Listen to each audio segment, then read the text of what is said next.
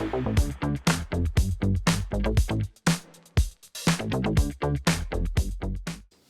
to Signal Paths.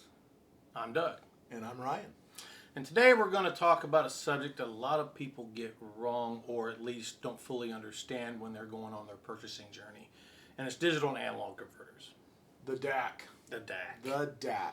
And it's the storied component that takes the little digits that come out of your streamer or your computer and changes them into a waveform or CD something. transport. Yep, something that your system can actually use. Yep.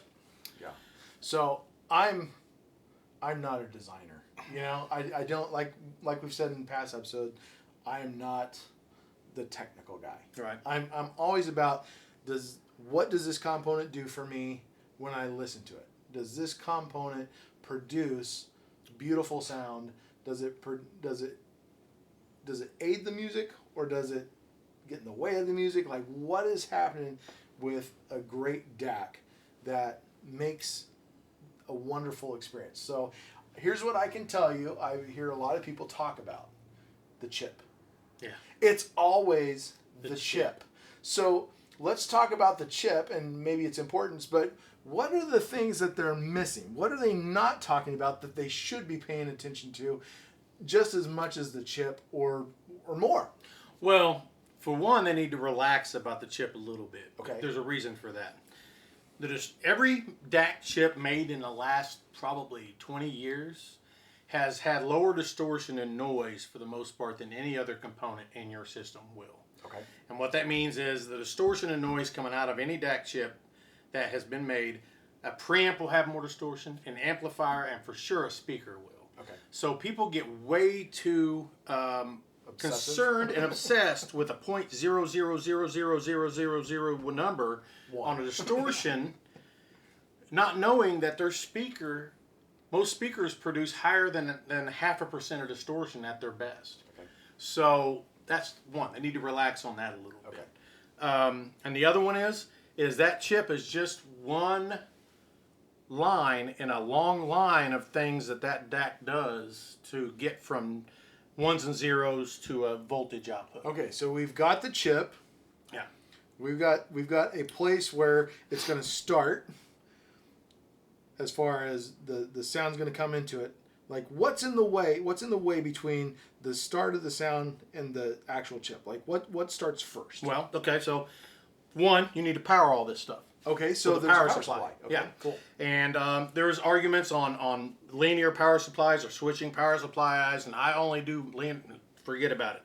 Switching power supplies nowadays have gotten to the point where they are as good, if they're built right, as a linear power supply. Now, there's many people that argue against that, and that's because they're coming from 10, 20 years ago. So when you say switching, you're talking like switch mode power supply, Yeah, right? exactly, Okay? yeah. Versus a Linear, which is... it could be like an L core or a C core or something. a toroidal transformer and capacitor bank that filters. Okay. And a switch mode is just as clean. The newest ones are just as clean, just as capable. So just make sure on a DAC that the two things, it's producing more than enough power to power the circuits, and it's clean enough to not introduce any distortions or noise to the system. Okay. If they can cover those bases, then they're solid. Okay, cool. The other thing is the input section. The input section on a DAC, you pick your poison on what input or output you're going to use. Coax, Toslink, which is a Toshiba link. Optical, yeah. USB. USB, yeah. Or I2S. Okay. And when you pick out your source and your DAC, you've got to be cognizant of that, because different companies make different sources that do better at different things. Right. Like PS Audio is a I2S. That's all they like to do is I2S. Mm-hmm. So the DAC you choose, whether it's a PS Audio or whatever brand that you choose, you might think about having an I2S that's capable. The PS Audio Air Lens is a streamer, but it's predominantly I2S. Okay. So you have to use a DAC that really has a really good I2S implementation. Okay. Some of your other brands, Inuus or Arender, some of the other streamers, or a computer, or a tablet, or a phone, is predominantly USB. So you have to choose a DAC that's got a very good USB implementation. Right. and that means that they either bought the implementation from a company like CMOS or something or XMOS. I mean, that's one of the main things they do is take USB signal, and a lot of people don't get this, but I2S is the native language of a DAC uses. Okay. It's I2S. So after that input board or that input section, it's turned into I2S, so the DAC chip can use it. Okay. So we've got power supply is a super important thing. We've got the input stage and Yes. what we're choosing, and that needs to work with our source. Yes. So whether we're using a separate streamer, Yeah. or it may be a streamer with a DAC implemented into it. Correct. You know? Yeah, they're making those now. So those are probably going to work together as well as they possibly can. Yeah, right? generally that's not a bad way Yeah, to go. but- They just only go so high end. Exactly. In that. So, but if you're using a computer or you're using a separate streamer, things matter. The input board matters yeah. in two facets. One, how good the implemented circuit is, and that means how good it is at taking whatever format is inputted. Like USB is a multi-volt format. It's got a carrier that carries power, and then it's got a voltage carrier that carries the actual signal and packets, and it's a phase-related voltage thing that those packets. Then it's, and you think of an implementation as far as like toslink coaxial. All it is a carrier. It's not in itself doing anything but carrying a signal from one place to another in whatever format that it is designed to use. And the most important thing is to take that format, whether it's USB, coax, or whatever, and it takes that format and changes it into an I2S signal so that DAC can utilize it. Cool. So that kind of covers what's before the chip. Right. We're at the chip. We got to go to the output. Okay.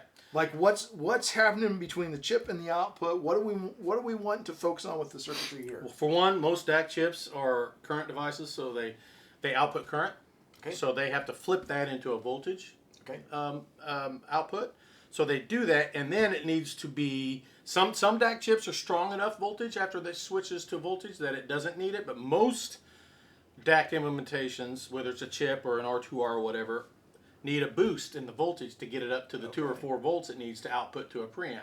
So they have what they call an output section. Okay. And there's, on the lesser end of DAC world, there's op-amp implementations, which are just off-the-shelf little chips that are just little bitty amplifiers. And they They're work. little voltage They and they can work work just really well. fine. Yeah. They have their limitations as far as in certain ways. Or you can go discrete, where it's just basically like a mini FET amplifier or a mini JFET amplifier, where it's just boosting the voltage up. Most of your better DACs use a discrete implementation because they can control the outcome. Okay. They can tune it. They can design.